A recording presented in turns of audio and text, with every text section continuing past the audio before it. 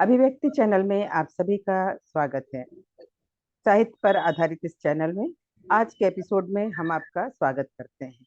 लेकिन सबसे पहले हम आपसे ये जानना चाहते हैं कि क्या कभी आपने सोचा कि वो कौन है जो आज की आपाधापी जिंदगी में से दूर एक नया संसार रच रहा है, संभावनाओं की एक नई फसल भविष्य के लिए खड़ी कर रहा है, साहित्य की बारीकियों को युवाओं के मन में भर रहा है। कौन है वो? तो हमारी तलाश खत्म होती है जाकर काशी के साहित्यजीवी डॉक्टर गौतम चटर्जी पर। डॉक्टर गौतम चटर्जी के बारे में हमने जितना जाना, तो हमारी जिज्ञासा, हमारी प्यास और बढ़ती गई। पिछले कई एपिसोड से ये हमारे मेहमान भी रहे हैं। तो आइए आज के इस एपिसोड में भी हम काशी से जुड़े साहित्यजीवी डॉक्टर गौतम चटर्जी का स्वागत करें। आपका स्वागत है इस एपिसोड में डॉक्टर गौतम चटर्जी। बहुत बहुत धन्यवाद मेनका जी। और हम आज जो आप युवाओं के लिए कर रहे हैं, एक नया साहित्य का संसार रच रहे हैं, उनकी बारीकियां युवाओं के मन में भर रहे हैं। तब हम आपसे ये जानना चाहेंगे कि पिछले एपिसोड में जैसे हमने चर्चा की थी कुछ कहानियों की, और आपने एक महाकाव्य योग वशिष्ठ के बारे में बताया था। तो उसी वक्त मेरे दिमाग में एक बात आई थी कि कहानियों की भी क्या शैली होती है, क्या उन शैलियों के भी प्रकार होते हैं? तो आपसे बेहतर हमें और कौन बताएगा, ये आज हम जानना चाहते हैं। देखिए, हमारे यहाँ जो शैली जिसको कहते हैं, कथा कहने की शैली, जी। जिसको हमारे यहाँ नरेशन नैरेटिव स्टाइल बोलते हैं, उसको हमारे यहाँ रीति कहा गया है। हमारे अच्छा। हिंदी साहित्य में, भारतीय काव्य शास्त्र में रीति कहा गया, इसलिए रीतिकालीन कवि भी कहा जाता है, हम्म। रीतिकाल। जी जी। तो हम लोग बचपन में से पढ़े हैं ना, भक्ति काल, रीति काल। जी जी। तो उस वक्त कोई समझाता नहीं था कि रीति का क्या मतलब है। हम्म। आज जो डिपार्टमेंट ऑफ इंग्लिश में या जी। कॉम्पिटिटिव लिटरेचर में हम्म। मास्टर्स क्लास में एक चीज पढ़ाई जाती है, स्टाइलिस्टिक्स। जी। स्टाइलिस्टिक्स जो है, ये शब्द बाहर से आया है, हम्म। यूरोपियन लिटरेरी क्रिटिसिज्म से आया है। तो जी स्टाइलिस्टिक्स का मतलब वही होता है जो रीति का मतलब होता है, यानी कि आप कैसे अपनी बात को कहते जी। जी हैं। ये स्टाइल स्टाइल ऑफ जी। टेलिंग ए स्टोरी, जी जी। है ना। अब ये जो स्टाइल है, ये सब तो हम्म। आजकल की भाषा है, हम्म। स्टाइल और नैरेटिव और स्टाइलिस्टिक्स। इस जी। भाषा में अगर हम लोग अपने प्राचीन कथा शैली को देखें, हम्म। वो जो शैली है उसमें हमको मिलता है मल्टीपल नैरेटिव्स। मल्टीपल अच्छा। नैरेटिव्स का मतलब है नैरेटर्स हैं, जैसे दो ऋषि आपस में बात कर रहे हैं। हम्म। वो दो ऋषि जो बात कर रहे हैं आपस में, वो दो ऋषियों के बारे में बात कर रहे हैं कि उन लोगों ने कुछ देखा है। हम्म। अब जिन दो ऋषियों के बारे में बात कर रहे हैं, उन्होंने जो देखा है वो जी। कैसे देखा है इसके बारे में बता रहे हैं। फिर वो किसी और दो ऋषियों के पास ले जा रहे हैं, हम्म। फिर वो बता रहे हैं कैसे हमारे यहाँ दुष्यंत का बेटा हुआ, या राम के पिता दशरथ का कैसे जन्म हुआ, और रामायण की कहानी, महाभारत की कहानी कही जी जा जी। रही है। हम्म। ये मल्टीपल नरेट्स जो होता है, नैरेटिव, वो दो हम्म। तरह का होता है। पहला तो ये है कि आ, कई लोग मिल के कर रहे हैं, हम्म। और एक होता है कि कई तरीकों से देखा जा रहा है। तो मुझे जो सबसे अच्छी शैली लगी है, हम्म। कथा सरित सागर भी है, एक कहानी में से एक और कहानी निकलती है, लेकिन मुझे जो सबसे अच्छी कहानी तरीका रहा है, इसको हम्म। हमारे यहाँ जो अंदाजे में गालिब कहते हैं, उसको हमारे यहाँ उपज्ञा कहा है। अच्छा। उपज्ञा, प्रज्ञा। हाँ, हम्म। शैली। हम्म। तो इसको हमें जो सबसे अच्छी बात लगी है वो योग वासिष्ठ की लगी है। इसकी चर्चा हमने पिछले शायद एपिसोड में की थी जी जी। कि योग वासिष्ठ की शैली वो ये है कि, जैसा कि हमने बताया था कि राम जब किशोर हम्म। से युवा हो रहे थे और उन्हें ज्ञान प्राप्त करने के लिए हम्म। ऋषि वशिष्ठ के पास भेजा जी। गया, तो उन्होंने ज्ञान प्राप्त किया था। ज्ञान प्राप्त कैसे किया था हम्म। कि उन्होंने जब कुछ भी जिज्ञासा थी, वो पूछते थे, तो उसको गुरु वशिष्ठ एक कहानी सुनाते। अच्छा। काम देने का जो तरीका है वो हम्म ये नहीं था कि कुछ पूछा और हम आपको समझाएं। हम्म हम्म, समझाने का तरीका ये था कि उन्होंने कहानी कही। जी। पहली बात तो जिज्ञासा शांत करने के लिए, प्रश्न का उत्तर देने के लिए कहानी कही जा रही है, यही हम्म, तो एक शैली है। हाँ बिल्कुल। फिर कहानी को जब सुनाया जा रहा है, उससे जो सबक मिल रहा है, जो समझ आ रही है, उससे वो एक शैली मुझे अच्छी लगी। तो हम्म, पिछली बार मैंने योग वशिष्ठ की बात की थी, तो आपने कहा था कि उससे कोई कहानी भी सुनाई। बिल्कुल बिल्कुल। तो जब अगर आपकी अनुमति हो तो मैं आपको नहीं, जो हम भी तो इसी तुरंत याद आ प्रतीक्षा सकता में है हैं, वो बोलूं। इसी प्रतीक्षा में हैं, और मेरे ख्याल से हमारे दर्शक भी इसी प्रतीक्षा में होंगे कि आप कुछ अच्छी कहानियां अच्छा। योग वाशिष्ठ से सुनाएं। तो उसमें अभी जो याद हमें मुझे तुरंत आ रही है, उसमें कई कहानियां हैं। जी। योग वशिष्ठ को महारामायण कहा गया है और बहुत ही वॉल्यूमिनस है। हम्म मतलब बहुत ही लंबे चौड़े आकार का ग्रंथ, वो भी दो भागों में जो गीता प्रेस से हम्म छपी है। उसका अभी तक ट्रांसलेशन नहीं हुआ है किसी और भाषा जी। में। ट्रांसलेशन इसलिए नहीं हुआ है हम्म, क्योंकि वो इतना वॉल्यूमिनस नहीं था। अच्छा। जैसे विष्णु धर्मोत्तर पुराण इतना वॉल्यूमिनस है कि कोई नहीं किया। हम्म, तंत्र लोग इतना वॉल्यूमिनस इसलिए नहीं किया था, तो कोशिश की हमने, जी या जी इसको जी। ऐसे कहें कि ईश्वर के काम में हाथ बटाया। हम्म। तो इसी तरह से वशिष्ठ जो है वो बृहद ग्रंथ है और उसमें बहुत बातें हैं, बहुत कहानियां हैं। तो उसमें से अच्छा, एक अभी जो एक याद आ रही है एक चीज केवल मैं आपको टोक रही हूँ यहाँ कि इस भाषा में लिखा गया है योग वाशिष्ठ, ये जानना चाहेंगे। संस्कृत भाषा में है। अच्छा, और इसको संस्कृत। हिंदी में किया गया था जब हनुमान प्रसाद पोद्दार जीवित थे, गीता प्रेस की स्थापना हुई थी, हम्म, तब इसको हिंदी में किया गया था। अच्छा। लेकिन ये अभी तक अंग्रेजी में नहीं हुआ, इसलिए शायद प्रचार भी ज्यादा नहीं हुआ इसका। और गीता प्रेस की जो भाषा है वो बहुत ही प्राचीन भाषा है, आधुनिक भाषा नहीं है।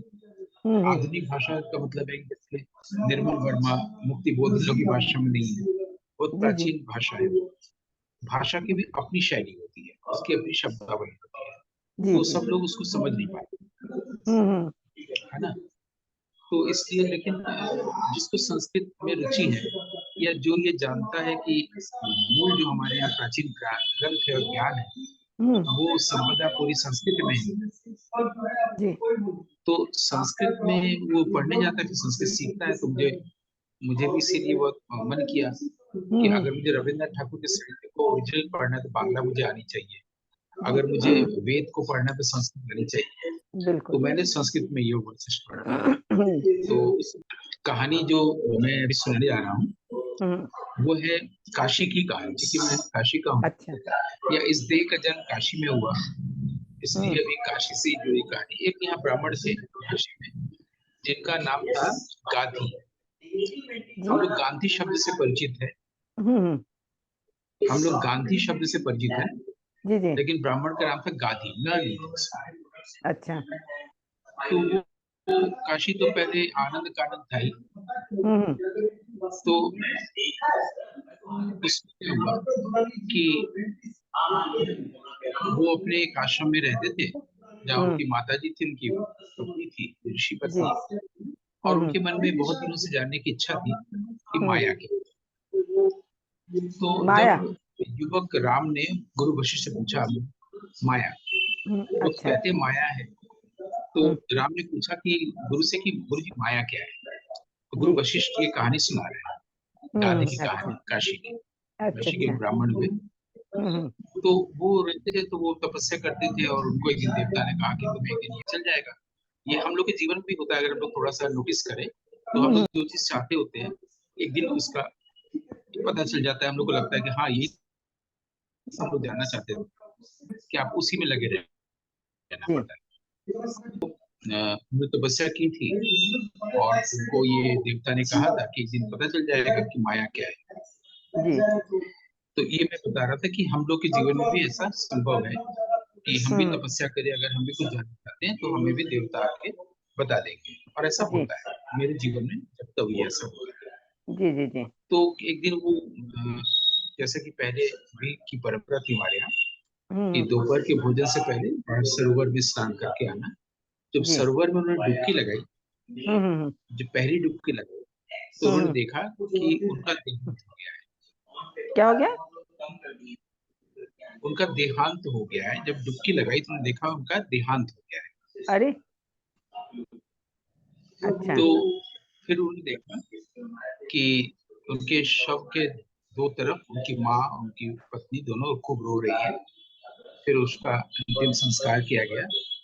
हम्म। और कुछ समय बाद जो बहुत ही डाउन टू क्लास कहा जाए, सर्वहारा वर्ग या जो हम्म। सुअर चराने वाली जो बस्ती होती है, उसमें एक हम्म। महिला के गर्भ में वो फिर से पल रहा है अगली जन्म के लिए। और उसके बाद अच्छा। फिर जन्म होता है। और जब वो 19 साल का होता है युवक, हम्म। तब उस एरिया में काफी कुछ अकाल पड़ता है।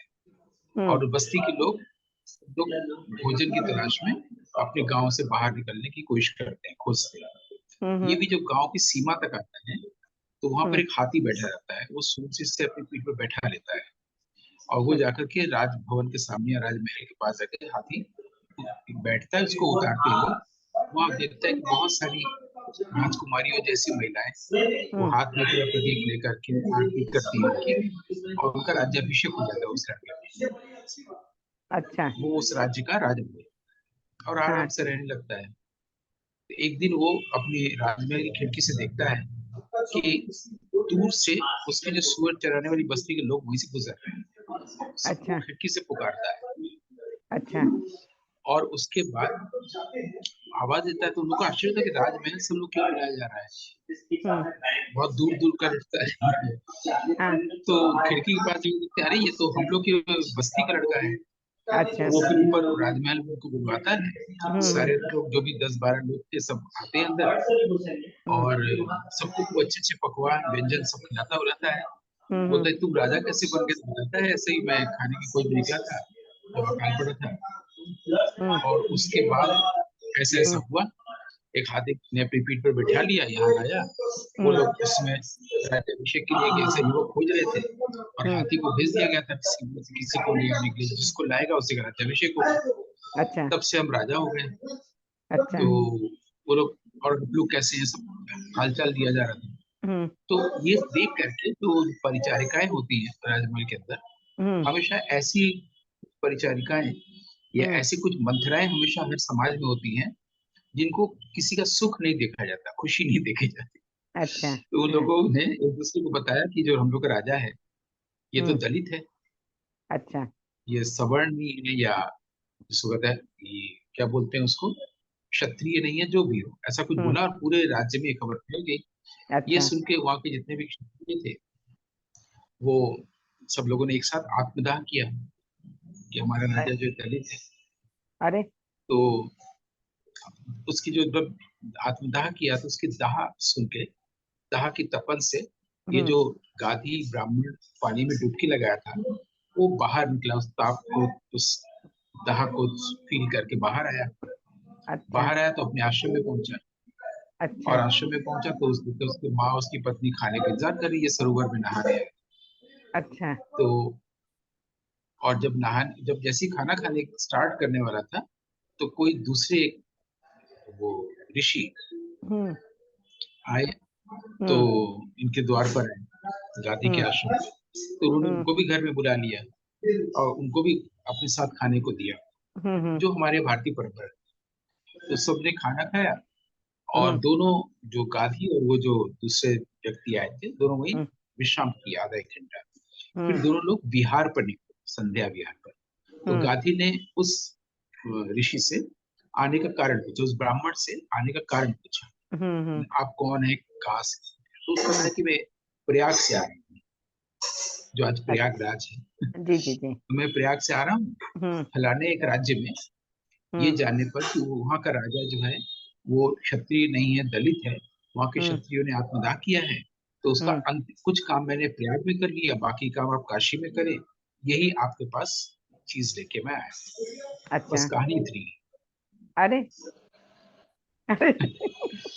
तो मतलब वो पानी में जितनी है। देर एक था उसने ये सारी चीजें देख ली। मतलब कहानी में ये था कि उसके बाद उसका डेथ हो गया, फिर दूसरा जन्म भी हो गया। फिर ऐसा, पहले तो वो ब्राह्मण है, अगले हम्म। जन्म में दलित होता है। फिर वहां हम्म। ऐसा होता है, जब वो डुबकी से बाहर आता है सरोवर के, तो जैसा था वही था। और जबकि वो घटना घट भी गई है, घटने के बाद प्रयाग से एक व्यक्ति आया भी है कि उसके बाद का काम ये खुद गादी कर दे तो काशी वो में। कितनी देर तक तो डुबकी कहने का लगाया मतलब है था? कि डुबकी अब ये लगाए। ये जो टाइम है, हाँ। ये टाइम जो है ये माइंड क्रिएट करता है, टाइम एक्चुअली होता ही नहीं है। हो सकता है पलक झपकने में बहुत कुछ जान जाए, हो सकता है बहुत घंटों में भी आप कुछ न जाने। जैसे हमारे यहाँ कहा जाता है कि हमारे यहाँ कई हजार साल जो होता है, ब्रह्मा का एक पलक होता है, एक घंटा होता है, कि ब्रह्मा का जितना हम्म। समय होता है उसका इतने में कितने पीढ़ियां गुजर जाती है। ये टाइम जो है कंसेप्ट है माइंड का, ये एक्चुअली टाइम एग्जिस्ट नहीं करता। तो जो अच्छा। वो देखा कि ऐसा ऐसा होगा, वो हम्म। जब बाहर आया तो वैसा वैसा हो चुका था, उसके बाद का काम करने उसके पास एक दूसरा ब्राह्मण आया। तो कहने का मतलब है कि मुझे जानना चाहा था माया क्या है, उसका उत्तर वशिष्ठ ने ऐसा दिया कि माया ये है। तो अब इस शैली में ये सबसे इम्पोर्टेंट बात हम्म। है कि इसमें आपको ढूंढना होगा जी। कि वो किस तरह से उत्तर दिया है। ये शैली है कहानी कहने की। वाह, बहुत अच्छी। मतलब कहानी सुनते सुनते एक दूसरी कहानी भी उसमें, मतलब दूसरा जन्म भी हो गया, सब कुछ हो गया। क्या बात है। हम चाहेंगे कि एक दो कहानियां इसको और आप ऐसी आप सुनाए कि वो बचपन याद आ इसमें गया। आपको ये जब कहने को नहीं मिलेगा, हम। इसमें आप ये नहीं कह सकते कि अभी के जन्म में जो क्षत्रिय है या ब्राह्मण है या दलित है, जी जी। वो पिछले जन्म में, जैसे मान लीजिए इस जन्म में मैं दलित हूँ, हम्म। तो पिछले जन्म में मैं हो सकता है ब्राह्मण था, तो इस हम्म। जन्म में दलित हूँ, हम्म। अगले जन्म में क्षत्रिय हो सकता हूँ, वाह। है ना। मतलब तो इसलिए कभी मतलब भी अपनी जाति पर वो नहीं करना चाहिए कि मैं तो यही हूँ। अच्छा अच्छा। हाँ। तो ये इस तरह से कई बातें इसमें आती है। फिर टाइम का कंसेप्ट आता है कि हम्म। हम टाइम क्रिएट करते हैं माइंड से, इससे माया क्रिएट होती है, इससे माइंड ही माया है। कई अर्थ आप अपने हिसाब से उसको ले सकते वाह, मतलब कितनी सुंदर तरीके से इस बात को बताया गया। आप इंटरेस्टिंग भी है, और उसका आप जो है सही तरीके से अर्थ भी समझ सकते हैं। मतलब इसमें समय भी हम समझ जाते हैं कि दिमाग का सारा कॉन्सेप्ट दिमाग का है समय के लिए। दूसरी चीज माया भी समझ में आती है, लेकिन जो सबसे अच्छी चीज समझ में आती है या जो जिज्ञासा होती है, वो आपकी इस कहानी ने ऐसा लगा कि जैसे बचपन में हम चले गए और सिर्फ केवल जो है दादी नानी कहानियां सुनाया करती थी, और हाँ हाँ कहते जाते थे, उसमें डूब जाते थे। वो एक क्षण याद आ गया। कितना अच्छा लगा कि सुनते सुनते कहानी में बंधा रहता था हैं। आदमी। तब राजा रानी उस की वक्त कहानी दादी हो। जी सुनाती थी, हाँ। उस वक्त दादी जी सुना रही थी, अभी दादाजी सुना रहे हैं बच्चे को कहानी। नहीं, नहीं पिछले दादी जी। एपिसोड में मैंने आपको एक बोर्हेस की कहानी सुनाई थी, अजगर वाली। जी जी। हाँ, और हमने कहा था अजगर वाली। बोर्हेस ने अपने जीवन की हम्म। सारी कहानियां जो है उन्होंने योग हम्म। वासिष्ठ के आधार पर बनाई है, योग वासिष्ठ की जो फिलोसफी है हम्म। उस हम्म। पर बनाई है। तो अजगर वाली कहानी सुनाई थी।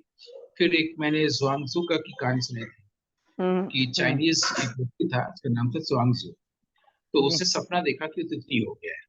जब वो जागा तो तय नहीं कर पा रहा था कि आदमी है जिसने स्वप्न में तितली को देखा, या वो हम्म। तितली है जो स्वप्न में इस आदमी को देख रही है। ये कहानी जी को फिर जी। से रीराइट किया था बोरेस ने। हम्म। बोरेस ने एक और कहानी लिखी है, जी। जिसमें क्या होता है कि एक जो फादर है चर्च का, हम्म। वो एक जादूगर के पास आता है गुफा के अंदर, जी। बहुत बेसमेंट में गुफा रहती है, उसके पास आता है, हम्म। बोलता है मैं आपसे जादू सीखना चाहता हूँ। तो जादूगर बोलता है कि मैं सिखाऊंगा, इस फीस क्या होगी, उसने पूछा। बोला फीस ये होगी, मेरे बेटे के पास नौकरी नहीं है, हम्म। तो चर्च में जब कोई पोस्ट खाली होगा हम्म। तो आप मेरे बेटे को नौकरी लगा दीजिएगा। तो पादरी ने बोला, मेरे फादर ने, कि ठीक है। हम्म।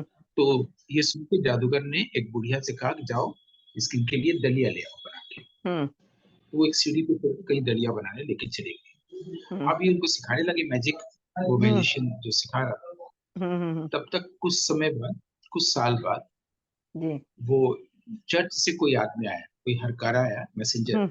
हम्म। और बोला कि वहां पर जो जो प्रीस्ट का डेथ हो गया है, हम्म। आपको प्रीस्ट की जगह पर नियुक्त किया गया है, यहाँ पर साइन कर दीजिए और ज्वाइन कर लीजिए। तो फादर ने बोला कि मैं साइन कर देता हूँ, लेकिन ज्वाइन अभी नहीं करूंगा, मैं हम्म। ये मैजिक पूरा सीख के आ जाऊंगा तब ज्वाइन करूंगा। अच्छा। हम्म। तो ठीक है, चला गया वो। हम्म। अब मैजिशियन ने बोला कि आपने हमको वचन दिया था कि बेटे को, अब आपका पोस्ट खाली हो गया, आप तो ऊपर वाले पोस्ट में चले गए हैं, तो हम्म। उस जगह पर मेरे बेटे को रख दीजिए। बोला हम्म। ठीक है, लेकिन पहले मैं जादू सीख लूंगा, उसके बाद मैं उसको अपॉइंट करूंगा। हम्म।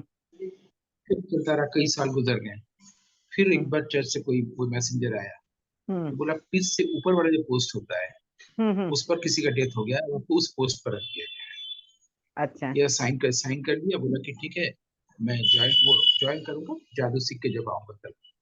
अच्छा। तो चला जाता है, तो फिर वो जादूगर इसको बोलता है कि भाई अब ये पोस्ट भी खाली हो गया अब आपका, हम्म। इसमें हम्म। मेरे बेटे को रख लो।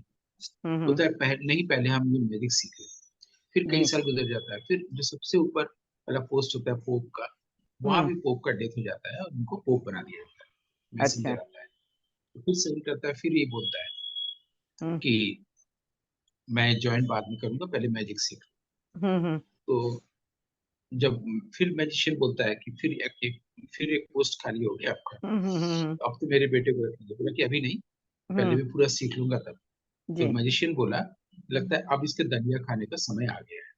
तब तक वो बुढ़िया दलिया लेके आती है अच्छा। और ये दलिया खाता है, कहानी खत्म। अरे अच्छा, मतलब। तो आपने जितनी तरह की कहानी आप तक बचपन से सुनी है, जी।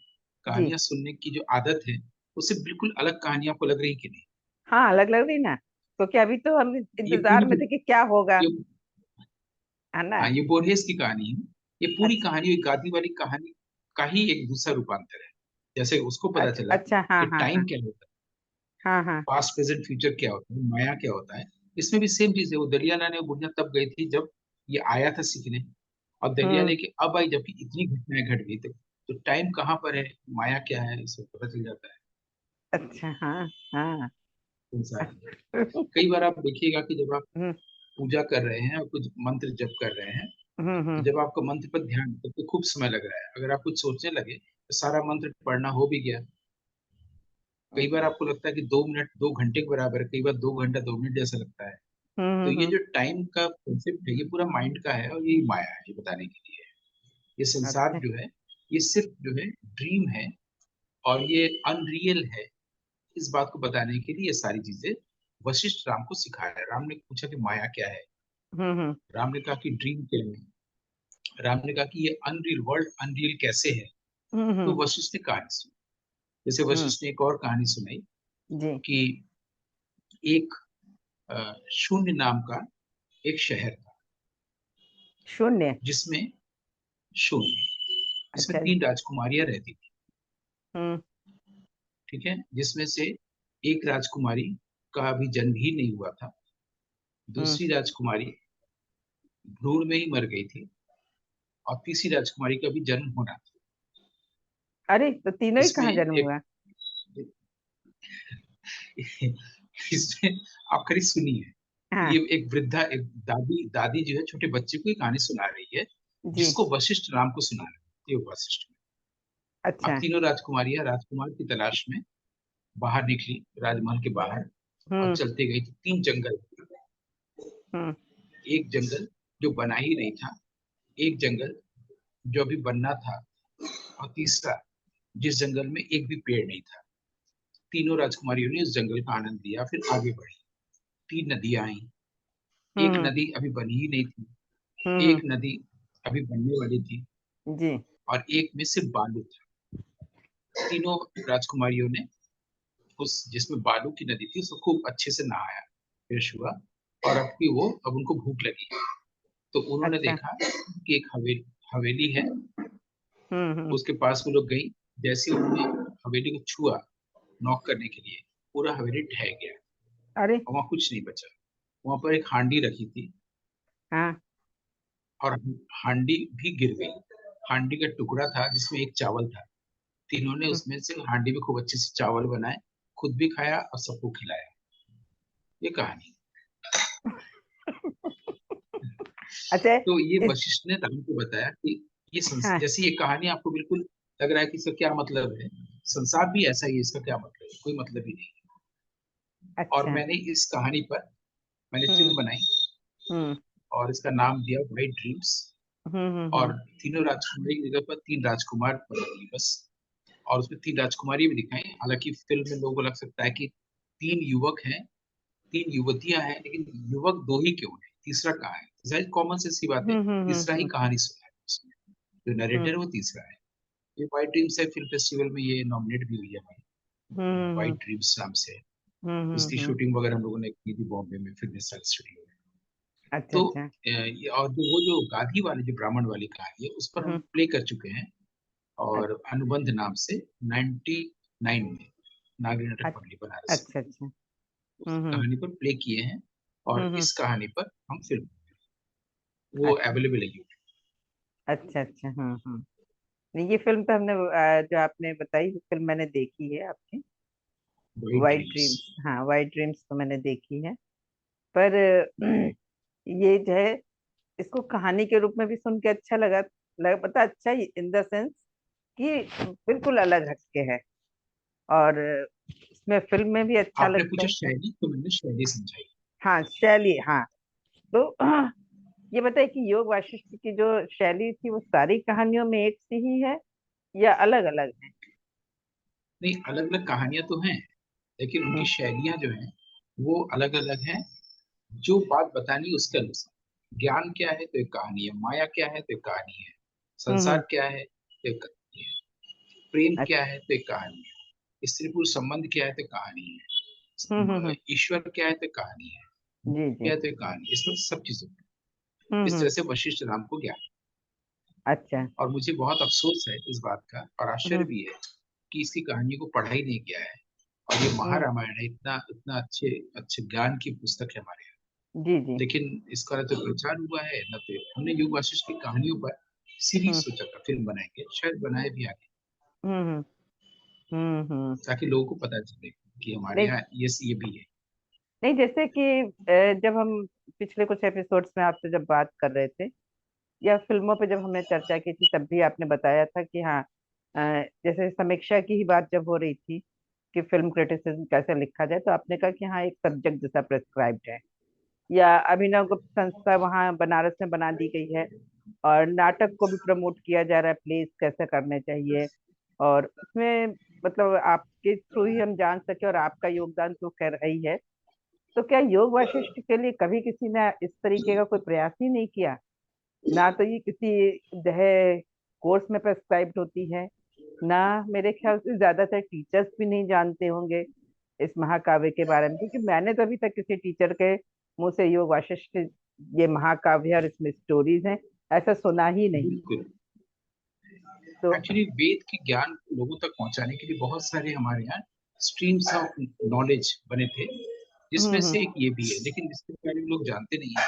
जी जी। लोगों को जानना चाहिए, जो लोग ये ज्ञान प्राप्ति के जिज्ञासु हैं, उनको हम्म। जानना चाहिए, ढूंढना चाहिए, दुनिया के पास ले जाना चाहिए। मैं एक गिलहरी की तरह से अपने इस तरह से छोटे छोटे काम कर रहा हूँ कि उस पर हम्म। फिल्म बना के लोगों तक पहुंचा रहे, लोगों को बताना।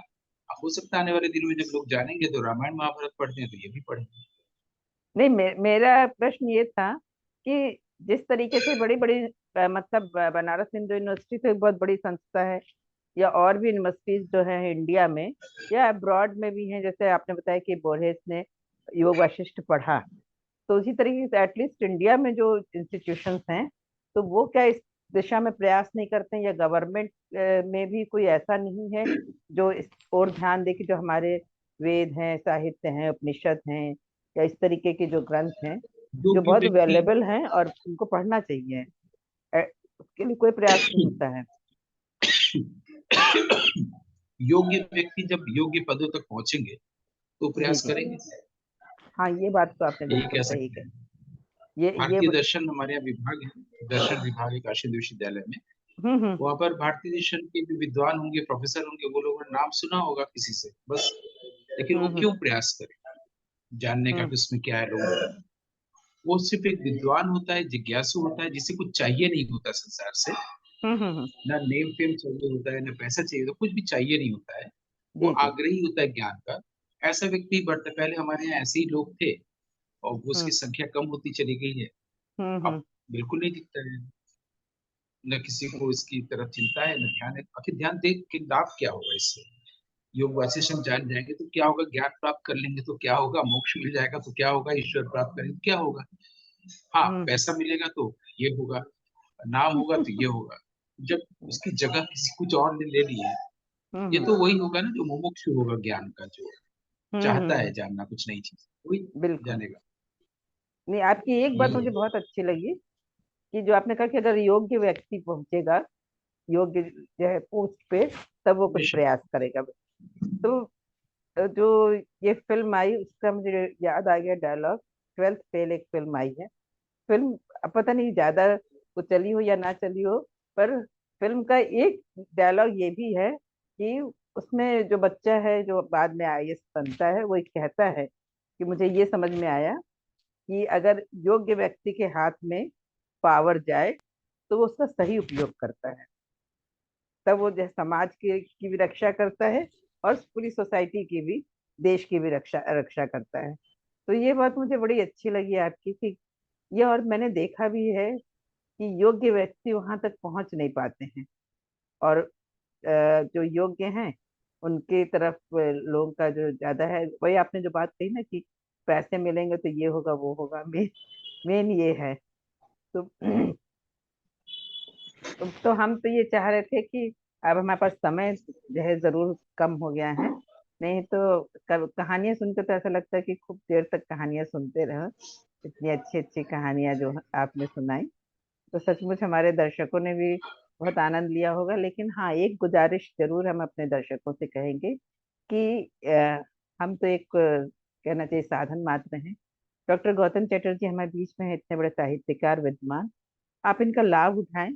और ये जो बता रही हैं, मैं चाहूंगी कि जितने लोग भी सुन रहे हैं उसमें से अगर एक दो लोग भी योग वशिष्ठ पढ़ने लगें और उनसे प्रेरित होकर समाज में कुछ और लोग भी पढ़ें, तो हमारा और डॉक्टर गौतम चटर्जी का ये श्रम सार्थक होगा कि जिसके लिए हम लोग ये एपिसोड्स कर रहे हैं। और इस बात के लिए मैं डॉक्टर गौतम चटर्जी का हृदय से धन्यवाद। आपको बहुत बहुत धन्यवाद मेनका जी, कि हम लोगों ने फिर इस एपिसोड में योग वासिष्ठ की बात की। ऐसी चीजों पे बात करना अच्छा लगता है जिस पर बात होनी चाहिए और कम होती रही है, जो अल्प परिचित भी है, अल्प शुद्ध भी है, लेकिन जिसे बहुत शुद्ध होना चाहिए। तो बिल्कुल। आपको धन्यवाद कि आपने कम से कम अपने इस अंक में इन सब चीजों को जगह दी। हम्म। अगर रुचि नहीं होगी, जिज्ञासा नहीं होगी, तो फिर नई बातें नहीं आएंगी। तो मैं सचमुच कृतज्ञ हूँ। नहीं नहीं, इसके लिए मैं आपकी आभारी हूँ कि समाज को जो है आप एक नई दिशा दे रहे हैं, और ये जरूरी भी था।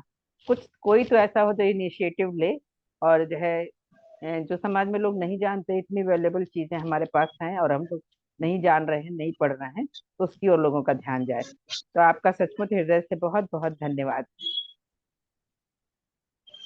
Thank you.